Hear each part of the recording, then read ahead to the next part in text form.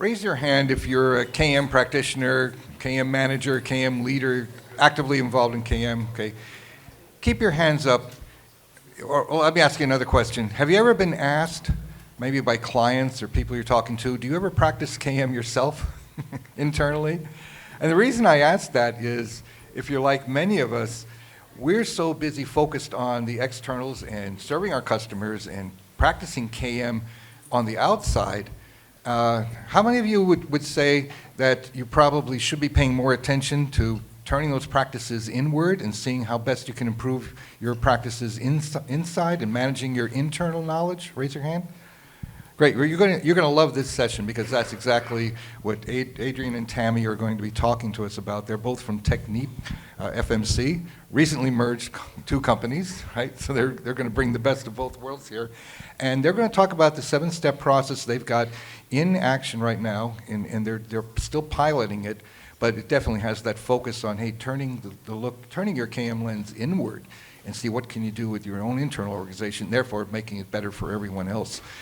They're going to together give this presentation jointly, but they ask that save your questions till the end, and then we'll have plenty of time at the end for your questions and hopefully maybe your insights. So they're also obviously, they've asked that, if you have anything you like to, any knowledge sharing you'd like to pass along, please use the Q&A period at the end for that.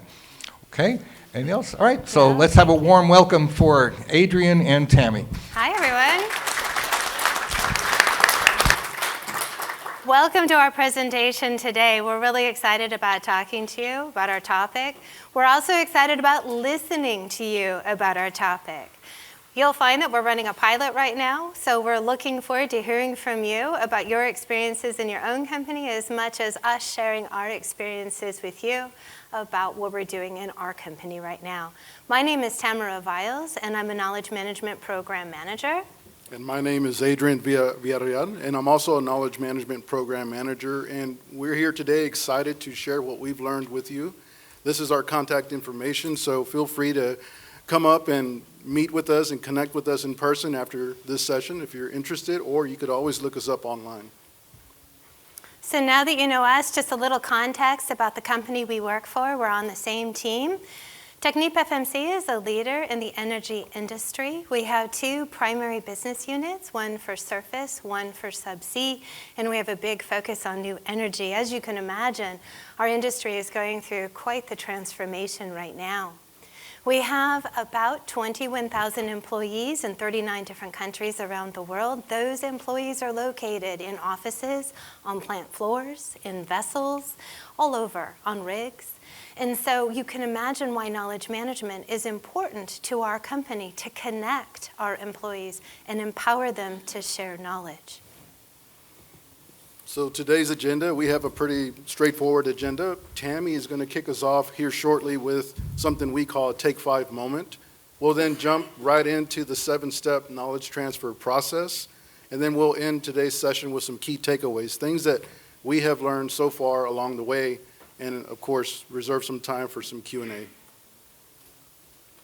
So at our company, we begin meetings, even sessions like this at conferences, with an acknowledgement to our core values and our foundational beliefs. Like Adrian said, it's called the Take 5 moment. Not surprisingly, today's is about knowledge transfer. So who in the room has seen an expert walk out the door and take with them a ton of knowledge?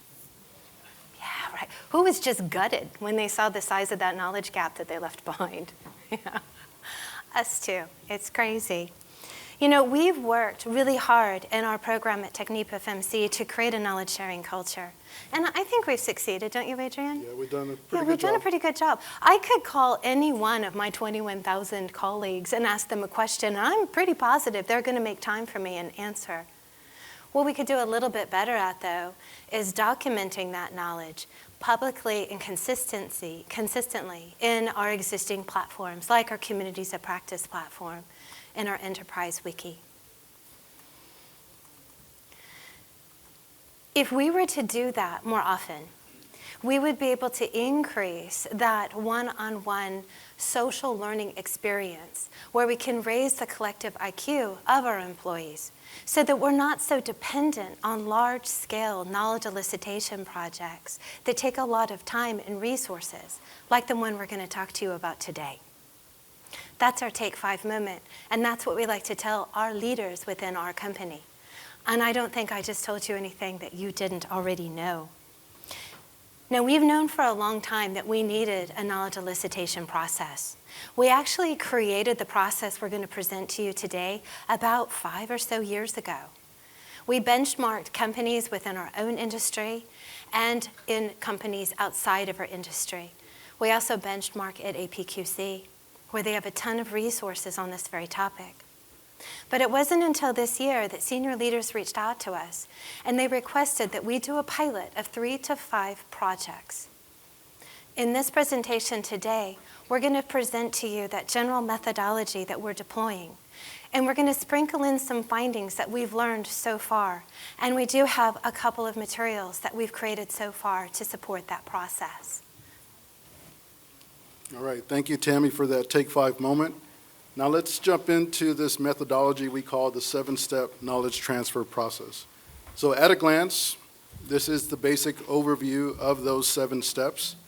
Now, if you're very observant and analytical, you'll notice that there's even a step 0 in there. So we'll get into the details of each one of these steps here in just a minute. But the basic key takeaway right now is that we estimate this methodology to take 2 to 4 people, roughly 3 to 6 months to complete.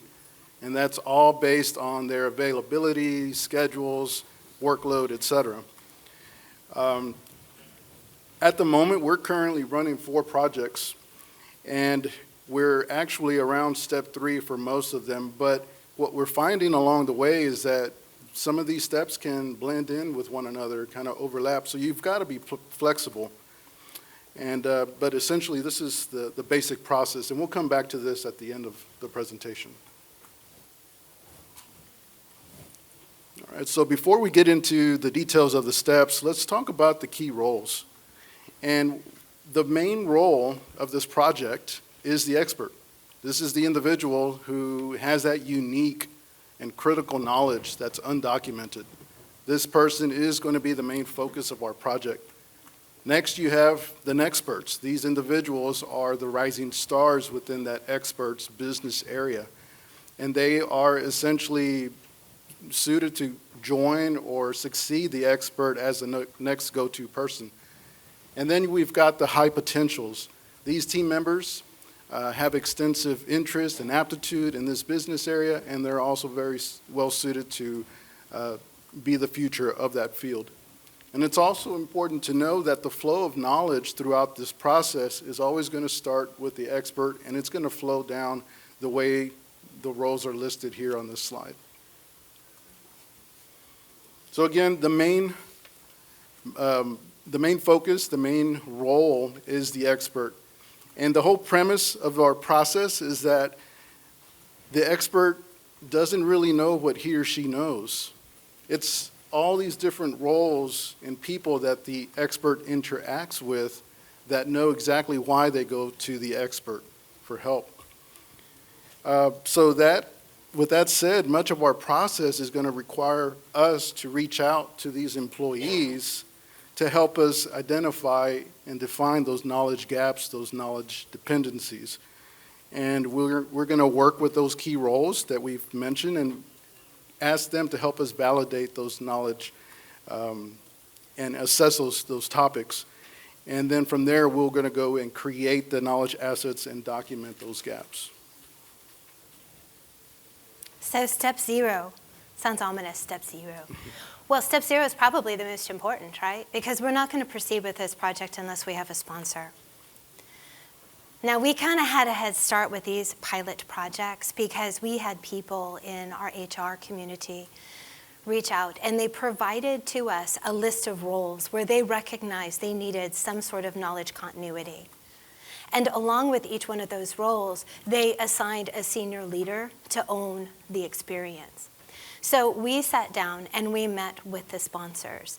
And in that initial meeting with the sponsor, we gained their commitment to advocate this project and devote the time and the resources necessary to do it correctly.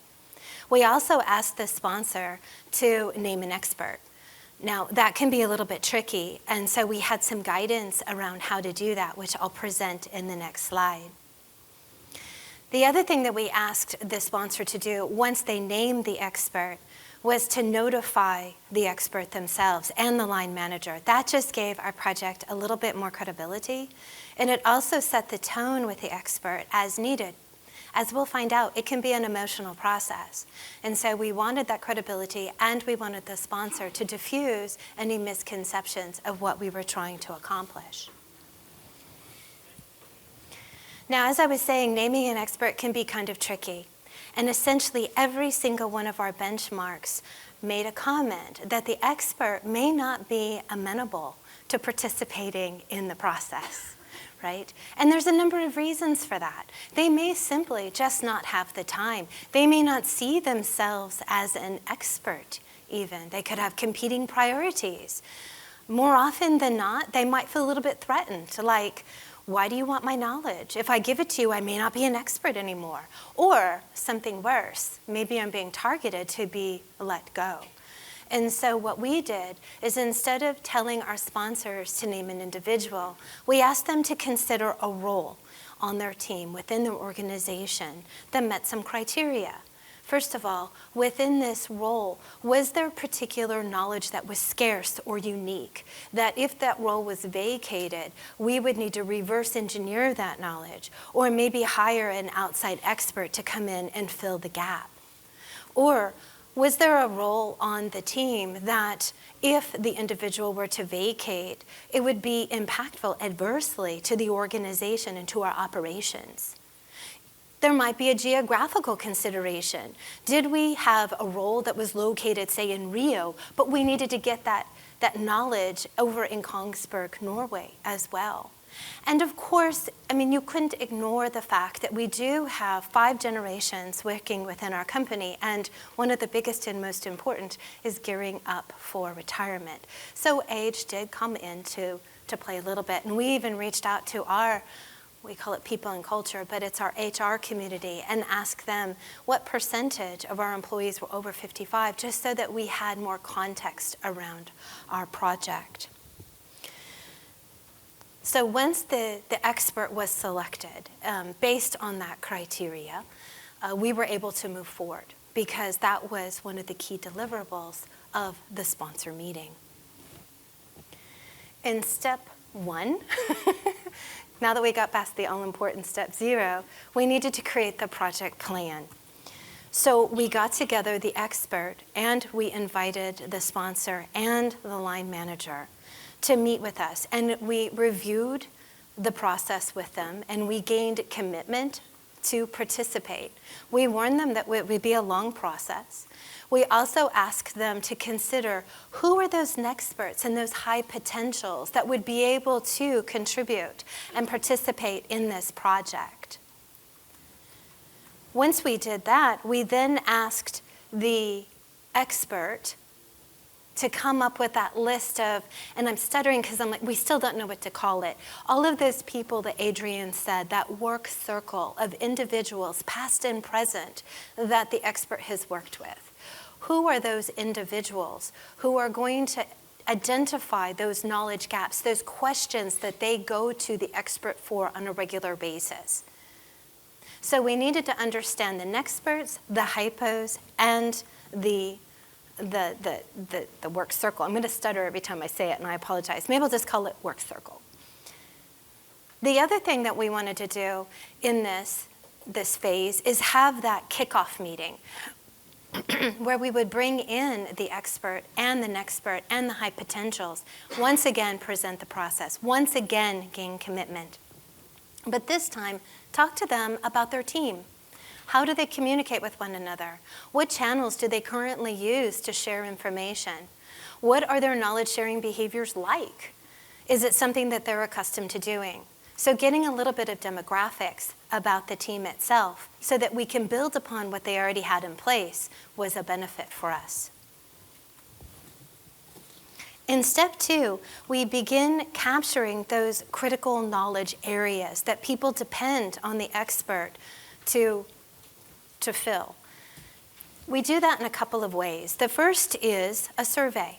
So we have a survey that we put together, and I'll talk more about that on the next slide.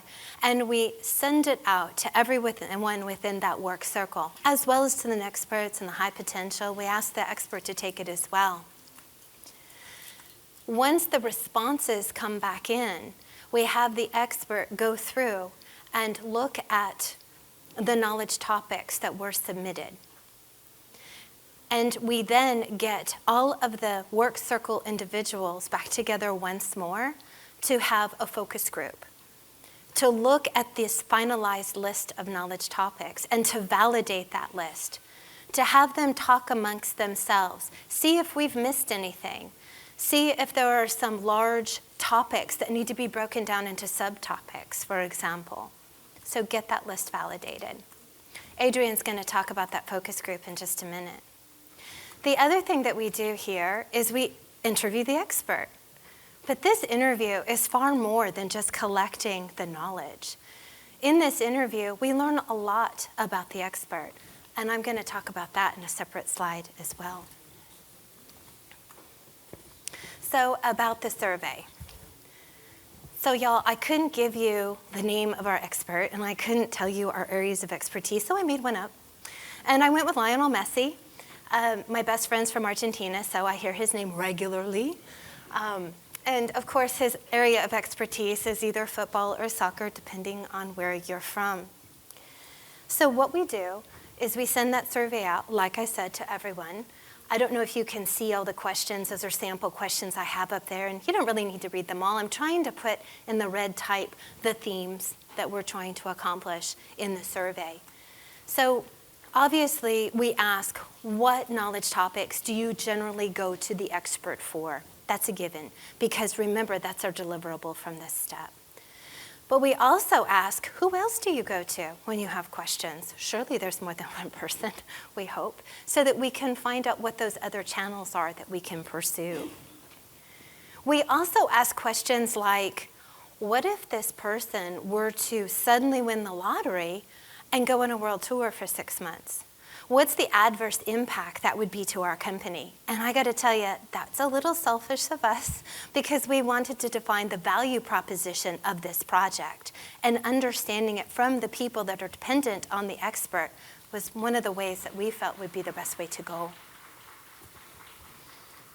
Now, the next thing we did in this group, or in this step, is do the expert interview. And you can see sample questions that we ask. In all, I think there's probably 23 questions on the interview, but I gotta tell you, it's not an interview. It's a conversation, right? These are just points that we hit during the discussion. Because I tell you, Adrian, don't you agree? Every interview we've done, we've just been riveted. We've even extended an interview to a part 2. You know, it's just that much learning that comes out of that conversation. Yeah, we ask questions like, you know, what projects have you been involved in? Do you have any fun work stories? What has been the proudest moment of your career? Do you have any mentors that you followed and looked up to? How do you learn? And how do you teach others? So the interview is really, it's fascinating. And it serves a few purposes. Obviously, you get to know the expert, and that's the subject of your project, and that's critical. It's also important to understand the area of expertise. And although Adrian has been with our company for, I don't know, I've lost track, a quarter of a century. 28 years now? Yeah, it's ridiculous how long he's been with TechnipFMC. I haven't been there that long. I've only been there for, 10 years, 13 years? I don't remember. Anyways, but I don't come from the business. I'm a knowledge management person. And so I don't always have an inherent knowledge of their area of expertise. And I can do my research ahead of time, but I really get a feel for it in talking to the expert. And that's important. And there's one more thing that happens in this interview, and that's you see a transformation in the expert. Because up until now, I would say 3 out of 4 of them didn't realize that there was a succession plan for their knowledge. They didn't realize that they themselves, they knew they were an expert, but they didn't know that they were that important, that they were actually leaving a legacy with our company. They're quite humble in their expertise. And that is a remarkable transformation to see take place right in front of your eyes. Now, I have some takeaways here for those of you who are running your own projects, and you might find the benchmark interesting, but we have the survey and the list of questions up here, and we're happy to share them with you. Okay, so moving on to step 3. So in the previous step, Tammy mentioned a focus group, and just to give a little bit of more, color to what that looks like, it's a gathering of all the key players to validate those knowledge topics that were identified in the survey. And as we discuss it and really get down to a unique list of topics, those are essentially the inputs to help us set up this assessment. So in the assessment, it's time to rate each line item against 2 dimensions, and that's going to be the uniqueness of that knowledge versus the impact if that knowledge was lost. And the final results from this assessment will get validated by the team as well, and that's going to prepare us for the next step. And in the graphic here, you can see that's a very simple setup, but what we've done, we're going to use a 1 to 5 scale. We can customize it for the need for the team, but this is essentially the basic setup for that assessment. Now, this is a picture of an example of what the assessment is going to look like for us. And as you can see, the text is very small, but you'll see all of the knowledge topics and gaps listed. We've even categorized them. Now, this is an example. It's just generic statements. But every participant that comes into this platform to rate each one of these discussion or knowledge topics, they're going to get an opportunity to pick their rating. We've given them the ability to abstain from the vote if they're very limited on the knowledge topic itself. We've got an open text field for them to provide typed responses to explain why did they rate it a certain way. So in this platform, we use a platform called XLEAP Facilitation Software, and I'm actually a product manager for that at TechnipFMC. So I'd be glad to talk more about this platform and the way we set it up with you if you're interested after the presentation. But again, each participant is going to go through those line items, pick their ratings, and then submit their vote. And the platform essentially rates and calculates the averages. And in this example, we had 15 line items. And as you can see, we're going to be focused on that upper right-hand quadrant. And the platform will rise those hot topics to the top of the list. In this example, we have 8. And those are the items that we're going to focus on in the next step. And again, this platform basically helps us prioritize those topics. Then off to step 4, mapping the knowledge. So in that previous example, we have 8 areas that need to be documented. So after we have that list, the core team will come together again, and they're going to map each of those topics so that they can understand more about the knowledge that we're going to be documenting. For example, these are the questions that they could potentially ask, or they need to ask. Is the knowledge tacit or explicit? How will the knowledge be used? What businesses, products, or processes does it support? Who is the target audience for this information? Who will own it going forward? And how big is the gap? So this step is going to be very important, and it's going to guide us in the development of the knowledge transfer activities in the next step. And in the next step, we develop the plan, right? We go through that knowledge map that Adrian just described, line item by line item, with our core team, the high potential, the nexpert, and the expert. And we begin assigning approaches to create knowledge assets, to document each of the knowledge topics that everyone is depending on this expert for. We definitely have owners for each area. I think it's important to note that we start with those that ranked the highest on the assessment and work backwards. But like Adrian said, we don't do everything that has been submitted. We only do those knowledge topics that ranked high in our 2 dimensions. Now on this slide, you can see in that purple box right there, some of the knowledge sharing tools and solutions that we have in our program that can support this process. You know, we have a pretty mature program. We have a strong communities of practice application where roughly 50% of our 21,000 employees are a member of at least one network. That's what we call our communities. And our enterprise wiki has gotten about 4 million views since we relaunched it in Office 365 about 4 or 5 years ago. We also do a lot of change management. We also do a lot of rollout with corporate initiatives, and all of that is really helpful in the support of this project. However, it's really important to note that we're not the experts. We're not the experts. We're not the high potential. We are knowledge management program managers. And in that vein, we're facilitators of the process. We're depending on our expert, and even our hypos to be the content creators. So even though we're there to facilitate the process, we are not creating the content. That being said, it's really important to be flexible, right? And it's important to realize that even though we might have done it a different way, if the team has an established format that they're accustomed to using, or if they have established channels that they're accustomed to communicating within, we're going to leverage that. And oftentimes, we've met with the core team, and they have suggestions, and we're all ears. Like, for example, one of our experts had what he called do's and don'ts summary, where if this happens, do this, but don't do that. It's not something that we've done in our program before, so we'll give it a go and see how that works. The content is going to most often, though, drive the format. So like in another one of our experts, he has a lot of tacit knowledge. And that's a struggle, we admit, but it was his idea to maybe do a series of videos and create a YouTube channel, he said. Well, of course we can do that, and we'll keep it internal. It's a great idea. We're going to give it a go. Our other expert, and like I said, 3 of the 4 experts are mid-career, by the way. Only one is facing retirement, and it's that one that's facing retirement. She's a fellow in our organization. Nothing like having a fellow in your pilot. Woo, that's a big, big lift.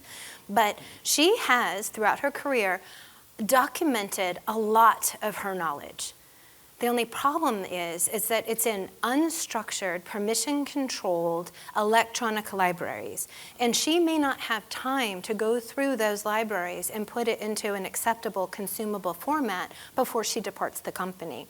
So we reached out to our digital folks and we said, hey, can we pop Copilot over the top of this repository and name like 1 or 2 gatekeepers? Because it is permission controlled, a lot of trade secrets, to operate as the gatekeeper for that knowledge and to step in for that fellow when she departs our company.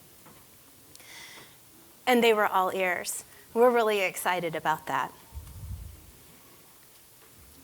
All right, so now that we've chosen the channels and the way we're going to create this content, it's now time to execute it and deploy the plan and start creating those knowledge assets. And this is where we estimate most of the time on the project is going to take. So the team is going to work together to implement these knowledge transfer approaches that Tammy mentioned outlined in that plan. And then monthly reports will be provided to the sponsor to track progress and ensure that the gaps are being filled.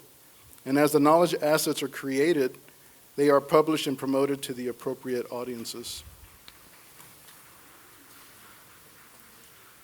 And then finally, the last step of the process, the closeout and the celebration. And this is where we can start to evaluate the level of success on this project against the objectives that were set early on by the team. So we're planning a debrief meeting to be held to highlight the successes, the things that went really well, and also to highlight the things that could have been improved. And we do this so that we can apply those for future knowledge transfer projects. And then last but not least, celebrate the main focus of this project, the expert and the core team, for a job well done. We're looking forward to that step. So just to summarize everything we've talked about, revisiting that first slide. In step 0, you got to have a sponsor and you got to get them to commit. In step 1, you're going to develop the plan with the named expert. In step 2, you're going to begin identifying those knowledge gaps. You're going to send your surveys, you're going to interview your experts, maybe interview teammates, experts, etc. Like I said, you got to be flexible. In step 3, you do your risk assessment. Once again, you're not assessing all the knowledge gaps that come in, just those that rank high on the dimensions or metrics that you establish at the beginning of your program. Then you're going to need to map the knowledge, understand what you're doing in order to find the proper approaches that are going to be consumed at a high adoption rate among all of those people in the work circle, because they're your target audience. Oh, sorry, I got excited and pressed my button. Then you're going to create your knowledge plan, you're going to deploy that knowledge plan, and then you're going to celebrate, because it's a lot of work. And by now, you should be a family with your core team, and you should have a margarita and say, you know what, we did something great for our company. And our expert is to be celebrated and held high so that we can remove any insecurities they might have about being the object of this process. And of course, and maybe most importantly, we debrief. Like Adrian said, find out what went right, find out what we can improve, and then start all over again. All right, so some key takeaways. We mentioned early on that as soon as we began the projects, we started to learn a lot of things. So here's a list of what we have learned so far. The process has been very productive. Oh, I agree. You know, everybody we've asked to participate, they've been so excited. Everybody's been so invested and excited, and we're excited to see this through completion. But let's kind of review the things that are listed here. So first, treat each expert as its own project. So the underlying methodology is going to be the same for each, but the expert, if you will, each person is unique. Each person has different types of knowledge. Each person has different schedules. So you've got to treat it as its own project. We were very tempted early on to combine when our HR organization came and gave us the area of the business that we wanted to focus on. We identified more than one expert. So we were tempted to combine it, but then we realized, no, everyone's unique. So we've got to run this as a separate project. So that's one takeaway. Absolutely. The next one is, like I said, it can be an emotional process. So you have to be sensitive to the expert who might feel threatened or not want to share their knowledge. Be sensitive to the sponsor and to the line manager who, obviously, they've got competing priorities and this is a big chunk out of their billing hours. And we've also found that some of the experts on the core teams are actually experts. They might be experts in this specific area of expertise, but they're experts in their own area of expertise. So you got to manage that delicately. Mm-hmm. The next item is that personality matters. We don't want to just limit these interviews and discussions to the knowledge and expertise itself, but we need to also consider the expert's character, because this could be a really good indicator for you to look at the traits, whenever we're seeking the next experts. And the pull strategy is more effective than the push model. And what I mean by that is we initially got a list of several areas of the business, and we just went gangbusters out to the sponsors. And there were some that were reticent to participate. They didn't have time. They had competing priorities. There's a reason why we waited 5 years to get started on this. We had to make room in the organization to look internally and to document our own knowledge for sustainability.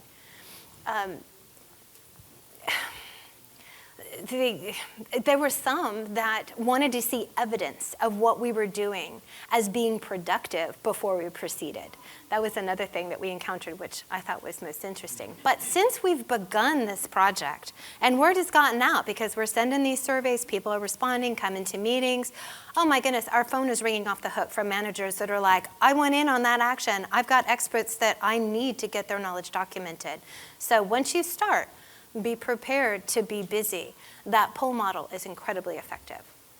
All right, and the next one is to be flexible. Yes, we're going to provide the structure, but as the facilitators of this process, we want to be flexible, and Tammy mentioned a couple of instances where the core team was coming back with their own suggestions. So be open to that. And I think by doing so, you're going to get them more invested in the process, and also you're going to end up with better results. Yeah. And we do recommend starting with a pilot. You know, we thought we knew everything when we started. It took about 5 minutes to realize we knew nothing. And we were already documenting our lessons that fast. So I'm so grateful that we've started with a pilot, and it's just going to get better and better, and we recommend that for others as well. And empowering the business, you know, scalability is our end goal here. We don't always want to be the people that have to heavy lift this process. We want to be able to, once we get past the pilot and we run a couple of our own projects, to be able to scale it down, wrap it up in a nice tight package, and hand it to the business and teach them how to do it. When we see the business doing what we do with our support, then we will have known when we succeeded. That's where we're targeting. So one more time, just wanted to be humble that we're doing this for the first time. I know that there are experts in this room that when you walked in the door, I got nervous. I started shaking in my shoes, that you know more than we do. And we would love to hear your stories. So please stay in contact with us. If you're just starting out and you want to partner in crime, we believe in sharing our knowledge. Reach out to us, right, Adrian? Yes. We'll be there for you. Thank you very much for your time.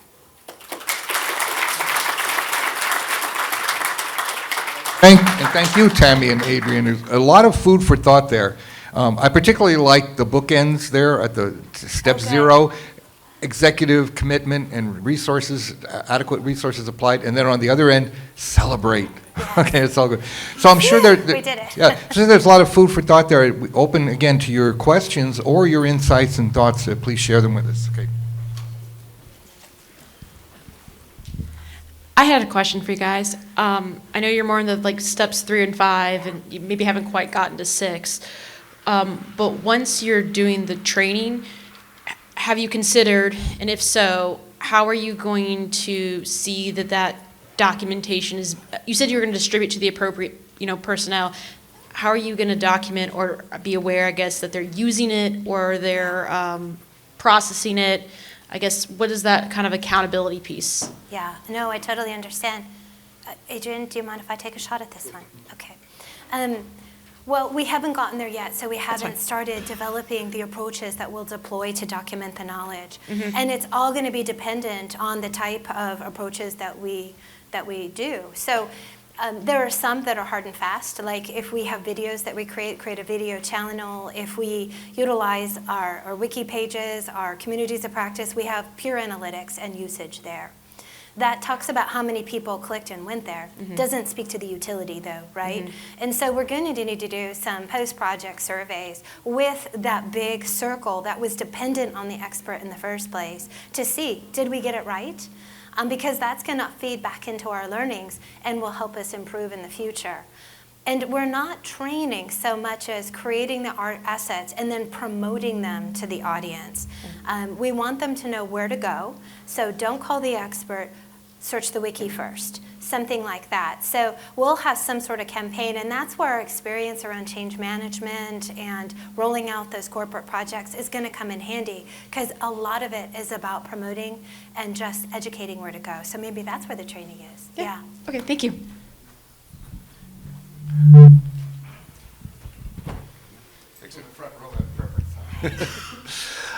Terrific. Love to return to step 3. Okay. So that's where you're performing risk assessments, surveys, gathering yeah. topics. Did you have a taxonomy going in, or was this a completely organic discovery? So what I'm looking for is a taxonomy a prerequisite, or is there a symbiotic relationship between your research in this step and how you craft and nurture a topical taxonomy?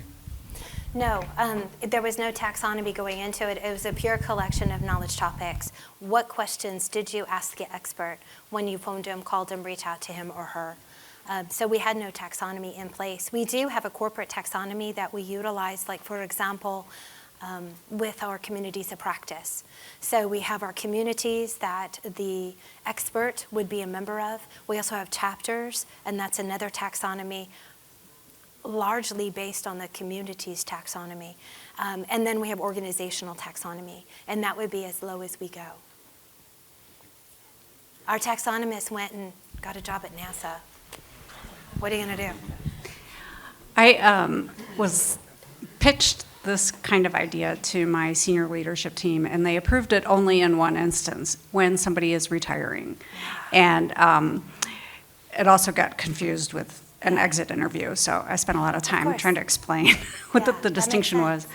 But I wondered if you had any thoughts on how to convince leadership to sponsor something like this mid-cycle, not necessarily when somebody's about to leave. I would, go ahead, Adrian. I don't mean, wanna go stage. So our team is structured under our HR organization, People and Culture, so more specifically, people development. So this is already, we're connected to the leaders that are kind of, committed to this idea. So we were excited when we heard the announcement to begin a project. So it's very interesting to see that if you're targeting the people that are getting ready to retire, it's probably too late for that. So that's the main priority for us. But the other employees, the three other of the four, I mean, they are mid-career, so perfect. Yeah. So now we're just excited to see where this goes. Absolutely, and like Adrian said, and like it's too late. Our fellows, there's one that has been with the company for 40 years, has around 30 patents. You can imagine the impact and the knowledge that only he has in his head. I can't imagine, even starting a year before his retirement, getting anywhere near completion with a project like this.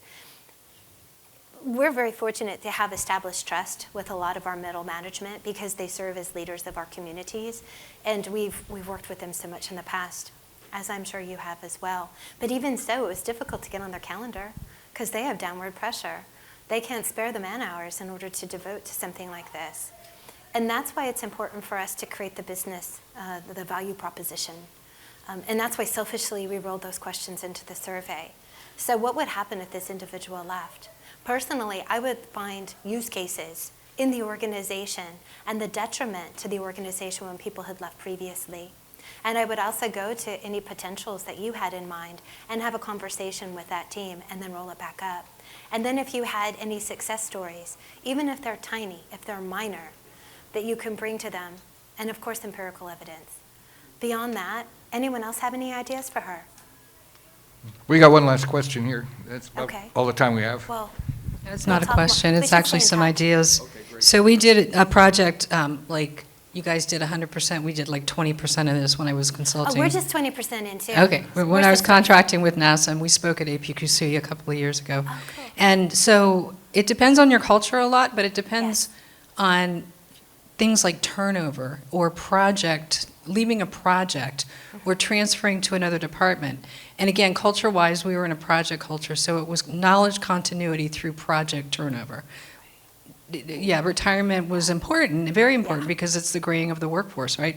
But that was what we used for our business case, was that people leave projects and they leave jobs and they transfer and they get promoted. So you have that knowledge loss. And quite frankly, what we learned was that the people that were in the most pain in that experience were frontline team leaders, frontline supervisors, because it doesn't take 2 weeks to replace that person. It takes months. Yeah. Sometimes the hiring cycle's long. So get the data from HR. How many people have left? How long has it taken? Interview your team leaders and supervisors. Talk to the people that have to do double work and triple work because somebody left. Oh, that's Those are some brilliant. ideas. That's brilliant. Thank you so much. Goodness, you're getting good answers to your questions. Maybe one quick question or insight? Okay, please. Hi. I know that you're not all the way through the process and everything, but have you any thoughts around, now that you've made these resources and artifacts, they're now locked in a time, right? Whereas changes now have happened and other more updates could possibly be. There's other people maybe contributing to the documentation. Any thoughts about how that change model Yeah. works? How we keep the content current, absolutely. Adrian, do you want to? You want me to? Okay. I'm the chatty one in the partnership. You might have noticed that already. So yeah, that's brilliant. And that's why we do the knowledge map, because somebody has to own that knowledge. Our wiki, for example, we have a true up where we have a two-step process that anyone in the organization can create a page, anyone can modify a page, but we have a two-step approval process. One of those steps is a reviewer that owns the content, and that would be the owner in the knowledge map, regularly updating. We also have a lot of knowledge that goes back. We might put a big, what's called a Christmas tree, which you could explain what that is. It goes down over the wellhead at the bottom of the ocean, and in 15 years, we might bring that up for service, and we need that 15-year-old knowledge so that we could go and service that piece of product. So we need the old knowledge. We just need to have context around when to use it and who needs to use it. And you're right, we need to establish some sort of true-up, not just with our wiki, but with every approach we use. Right now, we're going to have to depend on the owners and plan that. Maybe we roll that into step 7. So thank you for that. But yeah, you're right, we do. We'll get on it.